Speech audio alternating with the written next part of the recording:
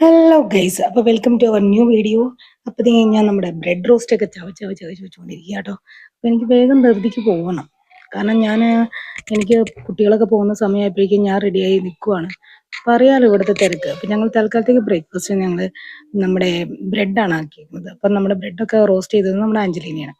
അത് കഴിഞ്ഞ് ഞാൻ റെഡിയായി പുറത്തിറങ്ങാമെന്ന് വിചാരിച്ചപ്പോഴാണ് ഒരു സൗണ്ട് കേട്ടപ്പോൾ നോക്കിയപ്പോൾ നമ്മുടെ വീടിൻ്റെ ഫ്രണ്ടിലുള്ള റോഡൊക്കെ ടാർ ചെയ്യണ ഉദ്ദേശത്തിൽ അവരവിടെയൊക്കെ ഒന്ന് പൊടി കളയാണ്. ഒരു മെഷീൻ ഉണ്ടല്ലോ, അത് വെച്ചിട്ട്. അപ്പം അതിൻ്റെ പൊടിയാണ് കാണുന്നത്. അപ്പം അതിൻ്റെ ഇടയ്ക്ക് ഞാൻ ദേ ബാക്കിയുള്ള എൻ്റെ ഗെറ്റ് റെഡി വിത്ത് മീ ആണ് ട്ടോ. വേറെ ഒന്നുമില്ല, കാര്യമായിട്ട് ജസ്റ്റ് ഒരു പൊട്ടും ചെറിയതായിട്ടൊരു ലിപ്സ്റ്റിക്കോ കിട്ടുന്നു മാത്രമേ ഉള്ളൂ. വേറൊന്നും ഞാൻ കാര്യമായിട്ടൊന്നും ചെയ്തിട്ടില്ല, കാരണം ഹോസ്പിറ്റലിൽ പോകാണല്ലോ. പിന്നെ മാത്രമല്ല, അത്യാവശ്യം വേദനകളൊക്കെ എനിക്ക് നല്ലോണം ഉണ്ട്. നല്ല വേദനകളുണ്ട്, നല്ല ക്ഷീണമുണ്ട്. അപ്പോൾ അതുകൊണ്ട് വലിയ മേക്കപ്പും കാര്യങ്ങളൊന്നും ഉണ്ടായില്ല. ദേ ഞാൻ പിന്നെ ദേ കുട്ടികളുടെ അടുത്ത് നിന്ന് ഒരു കമ്മലൊക്കെ എടുത്തിട്ട് അപ്പോൾ ഞാൻ ഏകദേശം റെഡി ആയിട്ടുണ്ട് കേട്ടോ. അപ്പോൾ അത് കഴിഞ്ഞ് വെച്ചിട്ട് പിന്നെ ദേ ഞാൻ വെള്ളമൊക്കെ കുടിച്ച് നമ്മുടെ ടൂ വീലർ എടുക്കാൻ വേണ്ടി പോവാണ്. അപ്പോൾ ടൂ വീലർ എടുക്കാൻ പോകുമ്പോഴും ഈ റോഡ് പണി നടക്കുന്നുണ്ടായിരുന്നല്ലോ, അത് എന്തോ ടാറിൻ കുറച്ച് ഉരുക്കി അതിനകത്ത് ഒഴിക്കണ എന്തോ പരിപാടിയൊക്കെ ആയിരുന്നു. അപ്പോൾ അത് വഴി ബ്ലോക്ക് ആക്കുന്ന രീതിയിൽ അവരുടെ വണ്ടി കിടക്കുന്നുണ്ട്. നോക്കുമ്പോൾ സൈഡിലൊരു വഴിയൊക്കെ ഉണ്ടായിരുന്നു. അപ്പോൾ അതുകൊണ്ട് ഞാൻ വിചാരിച്ചു ആ വണ്ടി എടുത്തുകൊണ്ട് സൈഡിലേക്ക് പോകാമല്ലോ എന്ന് കരുതി. അപ്പോൾ ദേ നമ്മൾ ഹെൽമെറ്റൊക്കെ വെച്ചിട്ട് ഞാൻ വണ്ടിയൊക്കെ എടുക്കാം കേട്ടോ. അത് കഴിഞ്ഞ് നമ്മുടെ അങ്കമാലിയിൽ എത്തിയപ്പോഴേക്കും ട്രാൻസ്പോർട്ട് സ്റ്റാൻഡിൻ്റെ അടുത്താണ് ഞാൻ വണ്ടി കൊണ്ടുപോയി വെച്ചത്.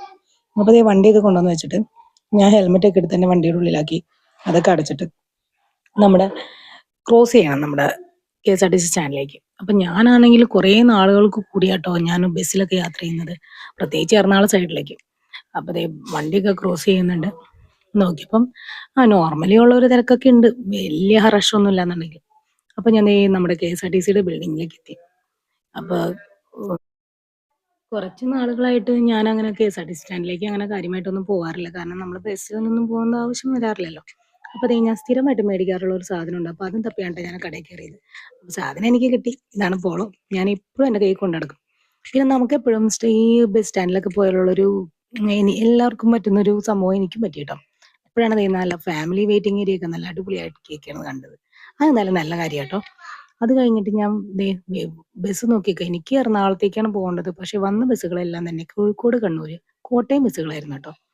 അപ്പോൾ ഒബിയസ്ലി നമ്മളത് കുറേ നേരം അവിടെ നോക്കിയേക്കേണ്ടി വന്നു. അപ്പോൾ കുറേ പേരൊക്കെ എനിക്ക് തോന്നുന്നു എറണാകുളത്തേക്ക് കയറാനുള്ളവരായിരുന്നെന്ന് തോന്നുന്നു. കാരണം ഞാൻ നിൽക്കുന്ന ആ എറണാകുളം സൈഡിലേക്ക് വണ്ടി നിർത്തുമല്ലോ, അവിടെയാണ് വന്നുകൊണ്ടിരുന്നത്. അവസാനം എനിക്കൊരു തൂണ് കിട്ടിയപ്പോൾ ഞാൻ ആ തൂണ് മുകളിൽ ചാരി നിൽക്കുക കേട്ടോ. അത്യാവശ്യം വെയിലൊക്കെ ഉണ്ടായിരുന്നു. അപ്പം നമ്മുടെ മുഖത്തേക്കൊക്കെ വെയിലടിക്കുന്നുണ്ടായിരുന്നു. അപ്പോഴാണ് നല്ലൊരു കാഴ്ച കണ്ടത്. ഈ പണ്ടൊക്കെ നമ്മുടെ KSRTCയിലൊക്കെ ഇങ്ങനെ ഒരുപാട് പേപ്പറും കാര്യങ്ങളൊക്കെ കിടക്കുമല്ലോ. ആ ചേച്ചി വീഴുന്ന പേപ്പറുകളൊക്കെ ഇങ്ങനെ അടിച്ച് കൂട്ടിക്കൊണ്ടിരിക്കുവായിരുന്നു കേട്ടോ. അതെന്തായാലും നല്ലൊരു കാഴ്ചയായിട്ട് എനിക്ക് തോന്നി. ഇപ്പൊ പണ്ടത്തെ പോലെ അല്ലല്ലോ. കുറച്ചും കൂടിയൊക്കെ മാറ്റം നമ്മുടെ നാട്ടിലും വന്നുകൊണ്ട് തുടങ്ങിയിട്ടുണ്ടെന്ന് എനിക്ക് മനസ്സിലായി. അപ്പൊ നമ്മുടെ സ്റ്റാൻഡിന് ഇപ്പൊ ഇവിടെ നല്ല വർക്കുകളൊക്കെ നടക്കുന്നുണ്ട്. എന്തോ പാച്ച് വർക്കുകളൊക്കെ നടന്നുകൊണ്ടിരിക്കുന്നുണ്ട് കേട്ടോ. അപ്പൊ ദേ ഓരോ വണ്ടികൾ വരുമ്പോഴും വളരെ ആകാംക്ഷയോടെ നമുക്ക് ഉള്ള വണ്ടിയാണോ എന്ന് ഞാൻ നോക്കിക്കൊണ്ടിരിക്കുന്നുണ്ടായിരുന്നു. എന്തായാലും അധികം വൈകാണ്ട് എനിക്കുള്ള വണ്ടി വന്നായിരുന്നു. വേഗം ചാടി കയറി. അപ്പൊ ദേ എനിക്ക് ആദ്യമൊന്നും ഇരിക്കാൻ സീറ്റ് കിട്ടിയില്ല ട്ടോ. ഞാൻ ആ ഫ്രണ്ടില് നമ്മുടെ ഡ്രൈവറുടെ അടുത്തുള്ള ആ കമ്പിമ്മെ പിടിച്ച് നിക്കുവായിരുന്നു. പിന്നെ ഏകദേശം ഒരു ആലുവ എത്തിയപ്പോഴേക്കും എനിക്ക് ഇരിക്കാൻ സീറ്റ് കിട്ടി. അതിന്റെ അടുത്ത് തന്നെ സീറ്റ് കിട്ടി. അത് കഴിഞ്ഞ് ദേ ഞങ്ങനെ എടപ്പള്ളിയിൽ ഇറങ്ങി. എടപ്പള്ളി പള്ളി കഴിഞ്ഞിട്ടുള്ള സ്റ്റോപ്പിലാണ് ഇറങ്ങിയത്. അത് കഴിഞ്ഞ് ദേ നമുക്ക് വൈറ്റില ഭാഗത്തേക്കാണ് പോകേണ്ടത്. അപ്പൊ അതുകൊണ്ട് ഞാൻ എന്ത് ചെയ്തു, എടപ്പള്ളി വൈറ്റില ഭാഗത്തേക്കുള്ള ആ റോഡിലേക്ക് പോവാന്ന് കരുതി ഞാൻ അങ്ങോട്ടേക്ക് നടക്കാം ട്ടോ. എന്നിട്ട് ഞാൻ നടന്ന് ഏകദേശം എടപ്പള്ളി ജംഗ്ഷൻ എത്താറായിട്ടുണ്ടായിരുന്നു. അപ്പൊ അതിന്റെ ഇടയിലൊക്കെ കുറെ ചെറിയ കടകളും കാര്യങ്ങളൊക്കെ കണ്ടായിരുന്നു കേട്ടോ. സാധാരണ ഈ വഴിയിലൂടെയൊക്കെ ഞാൻ ഒരുപാട് നാളുകൾക്ക് മുമ്പാണ്, ഞാൻ ഏകദേശം പഠിച്ചുകൊണ്ടിരിക്കുമ്പോഴായിട്ടാണ് ഞാൻ അങ്ങനെ നടന്നിട്ടുള്ളത്. പിന്നെ ഈ മെട്രോ ഒക്കെ വന്നതിന് ശേഷം ഞാൻ ആദ്യമായിട്ടാണ് ഇങ്ങനെ നടക്കുന്നത്. അപ്പോൾ ഏതാണ്ട് വഴിയൊക്കെ മറന്നു പോയ പോലെ ആയിട്ടുണ്ട് കേട്ടോ. അത് കഴിഞ്ഞ് ദേ ഇനി നമുക്ക് ആ ജംഗ്ഷനിലേക്ക് എത്തിയിട്ടോ, ഗ്രാൻഡ് മാളിന്റെ അവിടെ. അപ്പൊ അവിടുന്ന് ക്രോസ് ചെയ്യാനായിട്ട് സുഖമാണല്ലോ, കാരണം സിഗ്നൽ വന്നു കഴിഞ്ഞാൽ പിന്നെ നമുക്ക് പാസ് ചെയ്ത് പോവാം. അങ്ങനെ ഞാൻ പാസ് ചെയ്യണ പരിപാടിയാണ് കേട്ടോ നടക്കുന്നത്. അപ്പൊ ഈ ഞാരോ പോലുള്ള വഴിയിലൂടെ സൈഡ് ചേർന്നാണ് നടക്കുന്നത്. അപ്പം ഞാൻ ക്രോസ് ചെയ്തു. നമുക്ക് ക്രോസ് ചെയ്യാനുള്ള ഒരു ഗ്യാപ്പ് കിട്ടിയപ്പോഴേക്കും ഞാൻ ക്രോസ് ചെയ്തു. അപ്പൊ എനിക്ക് പോവേണ്ട ബസ് ഏകദേശം വൈറ്റില ഭാഗത്തായതുകൊണ്ട് തന്നെ ആദ്യം കണ്ട ഒരു വൈറ്റില പ്രൈവറ്റ് ബസ്സിലേക്ക് ഞാൻ ചാടി കയറി. അവിടെ എനിക്ക് ഇരിക്കാനുള്ള സീറ്റും കിട്ടിയായിരുന്നു. സുഖമായിട്ട് ആദ്യം ഡ്രൈവറുടെ അടുത്തുള്ള ഏഹ്, വലിയ ലോങ് സീറ്റ് ഉണ്ടല്ലോ, അതാണ് എനിക്ക് കിട്ടിയത്. പക്ഷെ എനിക്ക് നന്നായിട്ട് കാഴ്ചകളൊന്നും കാണാൻ പറ്റാത്തതുകൊണ്ട് ഒരു കുട്ടി അങ്ങനെ എഴുന്നേറ്റ് കഴിഞ്ഞപ്പോഴേക്കും ഞാൻ ഇപ്പുറത്തെ സൈഡിലേക്ക് ഡ്രൈവറുടെ പുറകിലൊക്കെ ഉള്ള ഒരു സീറ്റിലേക്ക് പിടിച്ചു. എനിക്ക് ഈ കാഴ്ചകളൊക്കെ കാണുന്നത് ഭയങ്കര ഇഷ്ടമാണ്. ഞാൻ ഈ മറ്റുള്ളവരെ പോലെ അതായത് ഒട്ടുമിക്ക ആൾക്കാരെയും ഞാൻ കണ്ടിട്ടുണ്ട്. ഒരു ബസ്സിലൊക്കെ കേറുമ്പോൾ ഒരു കാറ്റ് കൊണ്ടാ മതി. അപ്പോഴേക്കും അങ്ങട് ചാഞ്ഞ് കിടന്നങ്ങട് ഉറങ്ങിക്കോളും. പക്ഷെ എനിക്കങ്ങനെ ഉറങ്ങാൻ പറ്റത്തില്ല ഗൈസ്. എന്താണെന്നറിയില്ല. എനിക്ക് ഇങ്ങനെ ബസ്സിലൊക്കെ യാത്ര ചെയ്യുമ്പം കൂടുതലും യാത്രകൾ ചെയ്യുമ്പോൾ നമ്മൾ പോകുന്ന കാഴ്ചകൾ ഇങ്ങനെ അതായത് നമ്മൾ പോകുന്ന സ്ഥലങ്ങളിലുള്ള കാഴ്ചകൾ എന്തെങ്കിലുമൊക്കെ നമുക്ക് ഓർത്തിരിക്കാൻ പറ്റിയ എന്തെങ്കിലും കാര്യങ്ങളോ അല്ലെങ്കിൽ എന്തെങ്കിലും ലാൻഡ് മാർക്കുകളൊക്കെ ഇങ്ങനെ നോക്കി വെക്കുക. പിന്നെ ബോർഡുകളൊക്കെ വായിക്കുക. പിന്നെ കടകളൊക്കെ ഇങ്ങനെ നോക്കുക. വലിയ വലിയ അക്ഷരങ്ങളൊക്കെ പെട്ടെന്ന് നമുക്ക് കണ്ണിലെത്തുമല്ലോ. അപ്പൊ അതൊക്കെ വായിച്ച് വായിച്ച് പോകാന്നുള്ളതാണ് ട്ടോ. എന്റെ ഒരു ഹോബി. നോർമലി എന്തെങ്കിലുമൊക്കെ ഒരു ഭംഗിയുള്ളതായിട്ട് നമുക്ക് കാണാൻ പറ്റുമല്ലോ. എന്തെങ്കിലുമൊക്കെ ഓർമ്മകളുണ്ടാവും. പുതിയ വഴികളാണെങ്കിൽ എന്തെങ്കിലുമൊക്കെ പുതിയതായിട്ട് കാണാൻ പറ്റും. എന്നൊക്കെ ഞാൻ ഓർത്ത് ഞാൻ കാഴ്ചകൾ കാണുന്ന ഒരു കൂട്ടത്തിലാട്ടോ. കാര്യം നമുക്ക് വേദനകളും കാര്യങ്ങളൊക്കെ ഉണ്ട്. എന്നാലും നമ്മള് ഇതുപോലുള്ള കാര്യങ്ങളൊക്കെ നമ്മൾ ശ്രദ്ധിക്കണമല്ലോ.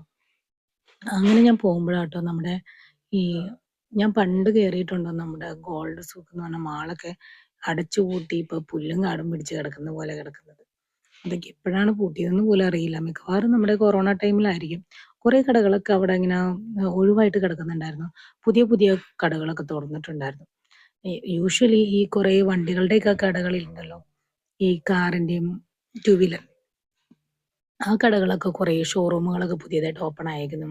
പിന്നെ ഈ ബ്യൂട്ടി സലൂൺസ് പിന്നെ കൂടുതലും വന്നിരിക്കുന്നത് ഈ ബ്യൂട്ടി സലൂൺസ് പിന്നെ റെന്റ് ഔട്ട് കൊടുക്കുന്ന ഡ്രസ്സുകൾ പിന്നെ ഡ്രസ്സിന്റെ തന്നെതായുള്ള ഒരുപാട് ഷോപ്പുകളൊക്കെയാണ് ഞാൻ കൂടുതലും കണ്ടത് ട്ടോ.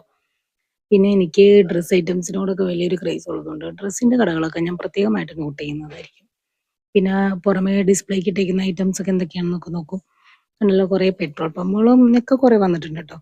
പക്ഷെ വേറൊരു ശോചനീയമായ ഒരു അവസ്ഥ എന്താന്ന് വെച്ച് കഴിഞ്ഞാൽ നമ്മൾ കേറിയ ബസ്സിലൊക്കെ തന്നെയാണെങ്കിലും വളരെ കുറച്ച് ആൾക്കാരെ ഉണ്ടായിരുന്നുള്ളൂ. കണ്ടോ? അടുത്ത് പോകുന്ന ബസ്സുകളിലെല്ലാം തന്നെ വളരെ വളരെ വിരലിൽ എണ്ണാവുന്ന അനുസരിച്ച് ആൾക്കാരേ ഉണ്ടായുള്ളൂ. അപ്പൊ അവർക്കൊക്കെ ശരിക്കും പറഞ്ഞു കഴിഞ്ഞാൽ ഒരു പീക്ക് ടൈം ഉണ്ടല്ലോ.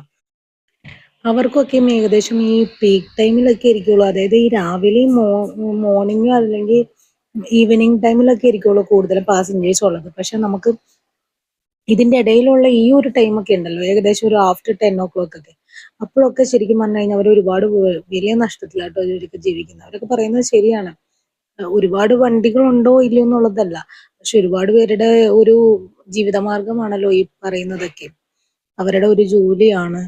പക്ഷെ എന്നാലും അവരൊക്കെ ഭയങ്കര നഷ്ടത്തിൽ ഓടുന്ന പോലെ എനിക്ക് ഫീൽ ചെയ്തത്. അപ്പൊ വലിയ സംഭവമൊന്നും കാശൊന്നും ഉള്ളവരായിരിക്കില്ല കേട്ടോ ഈ മുതലാളിമാരെന്നൊക്കെ. അപ്പൊ ദേ ഞാൻ അങ്ങനെ പോകുന്ന വഴി നമ്മുടെ അമൃത ടിവിയുടെ ഓഫീസൊക്കെ കണ്ടായിരുന്നു കേട്ടോ. ചളിക്കവട്ടം എത്തിയിട്ടുണ്ട് ഏകദേശം. ചളിക്കവട്ടത്താണല്ലോ അമൃത ടിവിയുടെ ഓഫീസ് ഉള്ളത്. അത് കഴിഞ്ഞിട്ട് പിന്നെ ദേ വീണ്ടും മുന്നോട്ട് പോവാണ്. അത് കഴിഞ്ഞ് അങ്ങനെ കുറെ ബ്യൂട്ടി സലൂൺസ് ഒക്കെ ഞാൻ ഒരുപാട് കാണുന്നുണ്ട് കേട്ടോ. അപ്പൊ ഇതൊക്കെ ഞാൻ നോട്ട് ചെയ്യുന്നതാണ്. ഞാനിങ്ങനെ പോകുമ്പോഴാണ് എനിക്ക് ഓരോ കാര്യങ്ങളും നോട്ട് ചെയ്യാൻ പറ്റുന്നത്. ഒരുപാട് നമ്മൾ കണ്ട കാര്യങ്ങളും ഒക്കെ കണ്ടോ. ഞാൻ നേരത്തെ പറഞ്ഞില്ലേ ഗോൾഡ് സൂക്ക് ആണെന്ന് തോന്നുന്നു അത്. അതിന്റെ ശോചനീയമായ ഒരു അവസ്ഥ അത് കണ്ടപ്പോൾ നമുക്ക് ഭയങ്കര സങ്കടമായി. കാരണം ഒരുപാട് പേരൊക്കെ അതിനകത്ത് ജോലിക്ക് ചെയ്യുന്നുണ്ടായിരുന്നു. പിന്നെ ഒരുപാട് സ്വപ്നങ്ങൾ കൊണ്ട് കെട്ടിപ്പടുത്തതായിരിക്കുമല്ലോ ആ കെട്ടിടങ്ങളൊക്കെ. പിന്നെ ലുലു വന്നു കഴിഞ്ഞപ്പോഴും എനിക്ക് തോന്നുന്നു ഇതുപോലെ തന്നെ ഒരുപാട് സംഭവിച്ചിട്ടുണ്ടാവും. അങ്ങനെ ഞാൻ ദേ വൈറ്റിലയിൽ എത്തി. അവിടെ നിന്ന് ഞാൻ ഒന്നും നോക്കിയില്ല. എന്റെ അപ്പോയിന്റ്മെന്റ് സമയം എടുത്തതുകൊണ്ട് ഞാൻ വേഗം അപ്പൊ തന്നെ എനിക്ക് ഓട്ടോറിക്ഷ കിട്ടിയായിരുന്നു. അപ്പൊ ഞാൻ ഓട്ടോറിക്ഷയിൽ കയറി പോകുമായിരുന്നു കേട്ടോ. എനിക്ക് എനിക്ക് ഏകദേശം വഴികളൊന്നും കാര്യമായിട്ട് അറിയത്തില്ലായിരുന്നു. പക്ഷെ എന്തായാലും ഒരു പാലം എത്തുന്നതിന് തൊട്ട് മുന്നെയാണ് സർവീസ് റൂട്ടിൽ കൂടി പോകണം എന്നുള്ളത് എനിക്ക് ഏകദേശം അറിയായിരുന്നു. അപ്പൊ ഞാൻ ഓരോ പാലം കണ്ടു കഴിഞ്ഞപ്പോഴേക്കും ആ ഏകദേശം എത്താറായിട്ടുണ്ടെന്ന് ഞാൻ കരുതിട്ടോ ഗൈസ്. അപ്പൊ ദേ പാലം എത്താറായപ്പോഴേക്കും ഞാൻ ഭയങ്കര ആശ്വസിച്ചിരിക്കുകയായിരുന്നു. എത്താറായിട്ടുണ്ട്. പക്ഷെ എന്ത് ചെയ്യാം, എനിക്കുള്ള സ്ഥലം ഡെസ്റ്റിനേഷനും എത്തിയിട്ടുണ്ടായിരുന്നില്ല.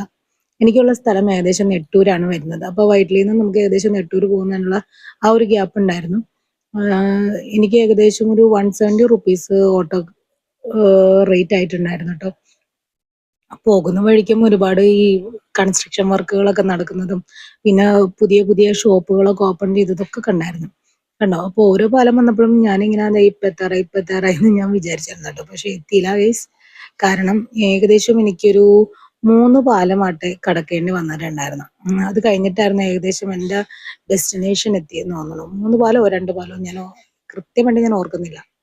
അപ്പം അത് കഴിഞ്ഞിട്ട് ഡെസ്റ്റിനേഷൻ ആണ് എന്റെ ലെഫ്റ്റ് സൈഡിലായിരുന്നു വരുന്നത്. നമുക്ക് അവിടുന്ന് സർവീസ് റൂട്ടിൽ നിന്ന് നേരെ കണക്ട് ചെയ്ത് കഴിഞ്ഞിട്ടാണ് നമ്മുടെ ഡെസ്റ്റിനേഷൻ എത്തുന്നത്. അപ്പൊ ഞാൻ വളരെ ആസ്വദിച്ച് തന്നെയാണ് ഓട്ടോ യാത്രയും ചെയ്തിരുന്നത് കേട്ടോ. കാരണം എനിക്ക് ഈ കാഴ്ചകൾ കാണുന്ന ഒരുതരം ഭ്രാന്തായിരുന്നല്ലോ. അപ്പൊ അതിന്റെ ഇടക്കാണ് ദേ ഇതുപോലെ വഴിയരികില് ഇങ്ങനെ കുറേ കൊട്ടകളൊക്കെ ഉണ്ടാക്കി വെച്ചിരിക്കുന്നത് കണ്ടത്. ശരിക്കും പറഞ്ഞാൽ എനിക്ക് അതൊക്കെ അവിടെ ഇറങ്ങി നിന്ന് കാണണം എന്നൊക്കെ ഭയങ്കര ആഗ്രഹം ഉണ്ടായിരുന്നു. പക്ഷെ നമ്മുടെ കയ്യിൽ സമയവുമില്ല. പിന്നെ എനിക്ക് പോവേണ്ട ഉദ്ദേശം അല്ലെങ്കിൽ എന്റെ ഡെസ്റ്റിനേഷൻ ഇതല്ല. എനിക്ക് വളരെ ഇമ്പോർട്ടന്റ് ആയിട്ടുള്ള ഒരു കാര്യത്തിലാണ് ഞാൻ പോകുന്നത്. എനിക്ക് റൊമറ്റോയിഡ് ആർത്രൈറ്റിസ് എന്ന് പറഞ്ഞൊരു പ്രോബ്ലം ഉണ്ട്. അത് വർഷങ്ങളായിട്ടുണ്ട് കേട്ടോ എനിക്ക്. അപ്പൊ അതുകൊണ്ട് ഇപ്പൊ അതിന്റെ ഒരു പീക്ക് ലെവലിലേക്ക് എത്തിക്കൊണ്ടിരിക്കുകയാണ്. അതായത് പീക്ക് ലെവലിലേക്ക് എന്ന് പറയാൻ പറ്റില്ല. പക്ഷെ അതിന് മുമ്പുള്ളൊരു സ്റ്റേജിലേക്ക് വന്നു. എനിക്ക് നല്ല പെയിനാണ്. നമുക്ക് ശരീരമാസകലം നല്ല പെയിനായിരിക്കും. നമുക്ക് ഒന്നും തന്നെ ചെയ്യാൻ പറ്റില്ല. കുഞ്ഞിനെ എടുക്കാനോ ഒന്നും പറ്റത്തില്ല. അപ്പൊ അതുകൊണ്ട് വേദനകളോട് വേദനകളായപ്പോൾ ഞാൻ ഈ ആയുർവേദവും ഹോമിയോപ്പതിയും ഒക്കെ ഞാൻ നിർത്തിയിട്ട് ഞാൻ അലോപ്പതിയുടെ വഴിയിലേക്ക് സഞ്ചരിക്കാന്ന് കരുതി. കാരണം നമുക്ക് ഉള്ള ജീവിതം നമുക്ക് വേദനയില്ലാണ്ട് നമ്മുടെ എല്ലാ ഉത്തരവാദിത്തങ്ങളും നിറവേറ്റി ജീവിക്കാനാണ് എനിക്കും ആഗ്രഹം. അപ്പൊ അതുകൊണ്ട് ഞാൻ പിന്നെ അലോപ്പതിയിലേക്ക് തിരിഞ്ഞു. അപ്പൊ നമ്മുടെ ഡോക്ടർ ഷേണായിനെ എല്ലാരും അറിയുമായിരിക്കും. നല്ല ഫേമസ് ഡോക്ടറാണ്. നമ്മുടെ ന്യൂസിലൊക്കെ ഇപ്പൊ മിക്കവാറും കാണുന്ന ഡോക്ടറായിരിക്കും. അപ്പൊ അങ്ങനെ അവിടെ ചെന്നപ്പോ അവിടുത്തെ എൻട്രൻസിലാണ് കേട്ടോ. അപ്പൊ കെയർ ഹോസ്പിറ്റലിന്റെ എൻട്രൻസിൽ നമ്മൾ അവിടെ നിന്ന് നമ്മുടെ കാർഡോ അല്ലെങ്കിൽ ബുക്കിംഗ് നമ്പറോ നമ്മുടെ പ്രിസ്ക്രിപ്ഷനോ ഒക്കെ കാണിക്കണം. അപ്പൊ അവിടെ സെക്യൂരിറ്റി നമ്മൾ എഴുതി വെക്കും. ശരിക്കും പറഞ്ഞു കഴിഞ്ഞാൽ നമ്മുടെ രോഗിയുടെ കൂടെ ഒരാളെ മാത്രമേ ബൈസ്റ്റാൻഡർ മാത്രമേ അവർ കയറ്റി വിടുള്ളൂ. ഇത് കാണിച്ചാൽ മാത്രമേ അകത്തേക്ക് കയറ്റി വിടുള്ളൂ കേട്ടോ. കാരണം അവിടുത്തെ ഒരു തിരക്ക് ഒഴിവാക്കാൻ വേണ്ടിയിട്ടാണ്. അപ്പൊ ഞാൻ ചോദിച്ചു, ഞാൻ എന്റെ അപ്പോയിന്റ്മെന്റ് രജിസ്ട്രേഷൻ എടുക്കട്ടെ. അപ്പൊ അവര് വിളിക്കുമെന്ന് പറഞ്ഞു. അങ്ങനെ അവർ വിളിച്ചു കഴിഞ്ഞപ്പോ ഞാൻ ബില്ലൊക്കെ അടച്ചിട്ട് ഞാൻ അവിടെ വെയിറ്റ് ചെയ്യുന്നതാണ് കാണുന്നത്.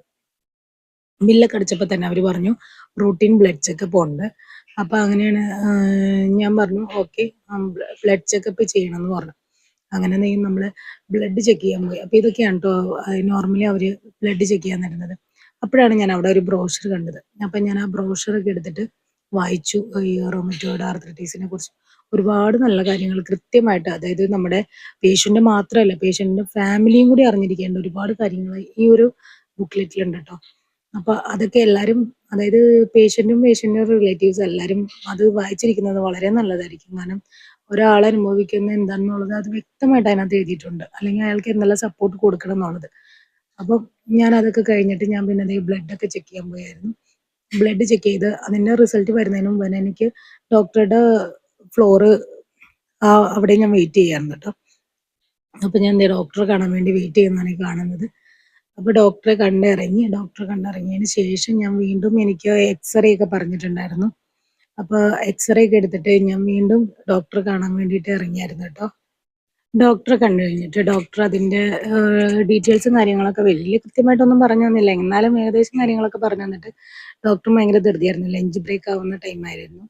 അപ്പൊ അങ്ങനെ എക്സ്റേ ഞാൻ കഴിഞ്ഞു കഴിഞ്ഞിട്ട് ഞാൻ പിന്നെ ഡോക്ടറെ കണ്ട് ഡോക്ടർ എനിക്കുള്ള മരുന്നൊക്കെ കുറിച്ച്. അപ്പൊ മരുന്ന് ഞാൻ ഫാർമസിയിൽ ഏൽപ്പിച്ച് ഞാൻ പിന്നെ അവിടെ നിന്ന് ഫുഡൊക്കെ കഴിക്കാനായിട്ട് കയറി കേട്ടോ. അവിടെ തൊട്ടരികത്ത് തന്നെ, അതായത് നമ്മൾ ആ കയറുന്ന എൻട്രൻസിന്റെ അരികത്ത് തന്നെയായിട്ട് ഒരു കഫ്തേരിയ ഉണ്ട്. അപ്പൊ അവിടെ നിന്ന് എനിക്ക് ലഞ്ച് ഉണ്ടായിരുന്നില്ല, ലഞ്ചൊക്കെ തീർന്നു പോയായിരുന്നു. അപ്പൊ ഞങ്ങൾക്ക് കിട്ടിയത് ഇടിയപ്പവും മീൻകറിയായിരുന്നു. എന്റെ പൊന്നോ, ഫിഷ് കറി എന്ന് പറഞ്ഞു കഴിഞ്ഞാൽ അപാര ഫിഷ് കറി ആയിരുന്നു. മുളകിൽ ചാലിച്ച് തന്നേക്കുമായിരുന്നു കേട്ടോ. അന്നേ എരിവായിരുന്നു. പിന്നെ ഒരു സർബത്ത് ഓർഡർ ചെയ്തുകൊണ്ട് ഓരോ കഷ്ണം ഞാൻ കഴിക്കുമ്പോഴും സർബത്ത് കഴിച്ച് ഞാൻ അഡ്ജസ്റ്റ് ചെയ്യാണ് ചെയ്തത്. അത് കഴിഞ്ഞ് എനിക്ക് ഈ മെഡിസിൻസ് ഒക്കെ കിട്ടി കേട്ടോ. മെഡിസിൻസ് കിട്ടിയിട്ട് ഞാൻ പിന്നെ അവിടുന്ന് സാധാരണ രീതിയിൽ അവിടുന്ന് നടന്നു പോവുകയാണ് ചെയ്തത്. നടന്ന് നേരെ നമ്മുടെ ഹൈവേയിലേക്ക് ചെന്നു. മെഡിസിൻസ് അപ്പോൾ സിസ്റ്റർ എനിക്ക് എന്തൊക്കെയാണെന്നുള്ളത് പറഞ്ഞു തരാണ് കേട്ടോ ചെയ്യുന്നത്. അപ്പോൾ ഓരോന്ന് കഴിക്കേണ്ട വിധം. അപ്പോൾ എനിക്ക് വൈറ്റമിൻ മരുന്നുകളൊക്കെയാണ് തരുന്നത്. അപ്പോൾ എനിക്ക് അടുത്ത മാസത്തെ അപ്പോയിൻമെന്റും കൂടി എടുത്തിട്ടാണ് കേട്ടോ നമ്മൾ അവിടെ നിന്ന് വിടുന്നത്. അപ്പോൾ എനിക്ക് മുടങ്ങാണ്ട് ഞാൻ ഇടയ്ക്കിടയ്ക്ക് ഇങ്ങോട്ട് പോകുന്നതാണ്. അപ്പോൾ നിങ്ങൾ ആർക്കെങ്കിലും ഇതുപോലെ ഹോസ്പിറ്റലിൽ പോയി എക്സ്പീരിയൻസ് ഉണ്ടെങ്കിൽ കമന്റ് ചെയ്യണം. പിന്നെ എന്തെങ്കിലും ഡൗട്ട്സ് ഉണ്ടെങ്കിൽ അതും ചോദിക്കാൻ മറക്കണ്ട. അപ്പൊ ഞാൻ അതൊക്കെ കഴിഞ്ഞിട്ട് ഞാൻ ഹോസ്പിറ്റലിൽ നിന്ന് ഇറങ്ങി. അപ്പൊ ഇതാണ് നമ്മുടെ ഹോസ്പിറ്റലിന്റെ എൻട്രൻസ് എന്ന് പറയുന്നത്. ഒരു വലിയ ഹോസ്പിറ്റൽ ഒന്നല്ല, എന്നാലും ഒരുപാട് ആളുകൾ വിസിറ്റ് ചെയ്യുന്ന ഹോസ്പിറ്റലാണ്. പക്ഷെ ഇന്നിപ്പോ ഞാൻ പോയപ്പോൾ വലിയ തിരക്കൊന്നും കണ്ടില്ല കേട്ടോ.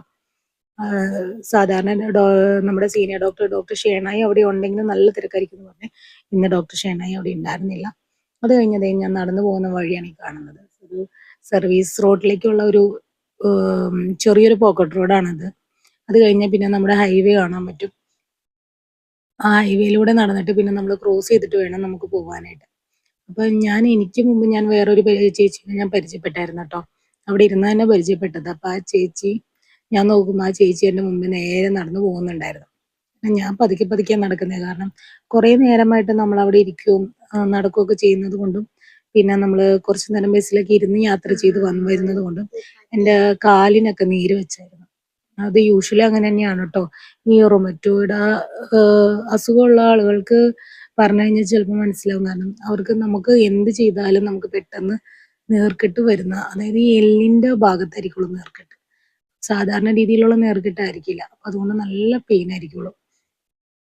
അപ്പൊ ഞാൻ ദേ ക്രോസ് ചെയ്ത് കഴിഞ്ഞപ്പോ ഈ നെട്ടൂർ എന്ന് പറഞ്ഞ ഒരു ബസ് സ്റ്റോപ്പാണ് ഈ കാണുന്നത് കേട്ടോ. അപ്പൊ ഇവിടെയാണ് നമ്മൾ ഇറങ്ങേണ്ടത്. അപ്പൊ എനിക്ക് പോകാനുള്ളത് അപ്പുറത്തെ സൈഡിലേക്കുള്ള വണ്ടി ആയതുകൊണ്ട് ഞാൻ അവിടേക്ക് ക്രോസ് ചെയ്തായിരുന്നു. ക്രോസ് ചെയ്തിട്ട് ഞാൻ ആ ബസ് സ്റ്റേഷനിലേക്ക് ഞാൻ നടക്കുകയാണ് ചെയ്തത്. ബസ് സ്റ്റേഷനിലേക്ക് നടന്ന് ഞാൻ ഏകദേശം ഞാൻ ആ ചേച്ചീനെ കണ്ടു. ചേച്ചി അവിടെ ബസ് കയറാൻ നിൽക്കുന്നുണ്ടായിരുന്നു. ഞാൻ ആ ചേച്ചിയോട് വർത്താനമൊക്കെ പറഞ്ഞ് നിന്ന് ഒരു 5 മിനിറ്റിനുള്ളിൽ തന്നെ ഞങ്ങൾക്ക് ഒരു ആലുവ ബസ് വന്നായിരുന്നു കേട്ടോ. അപ്പൊ ഞാൻ വേഗം അതിനകത്ത് ചാടി കയറി. എല്ലാരും കയറിയായിരുന്നു അവിടെ നിന്നവരെല്ലാരും തന്നെ. ഒട്ടുമിക്ക ആളുകളും എനിക്ക് തോന്നുന്നു ഹോസ്പിറ്റലിൽ വന്നവരായിരിക്കും. പിന്നെ അവരൊക്കെ ഇറങ്ങി കഴിഞ്ഞ് കഴിഞ്ഞപ്പോഴേക്കും ഞാൻ മാത്രമായി ആ സീറ്റിൽ. അത് കഴിഞ്ഞ് നേരെ പോകുമായിരുന്നു കേട്ടോ. അപ്പൊ വീഡിയോ ഇഷ്ടമായാൽ ലൈക്ക് അടിക്കാൻ മറക്കരുത്. പിന്നെ ഷെയർ ചെയ്യാനും മറക്കരുത്. സബ്സ്ക്രൈബ് ചെയ്യാനും മറക്കരുത്. ബൈ.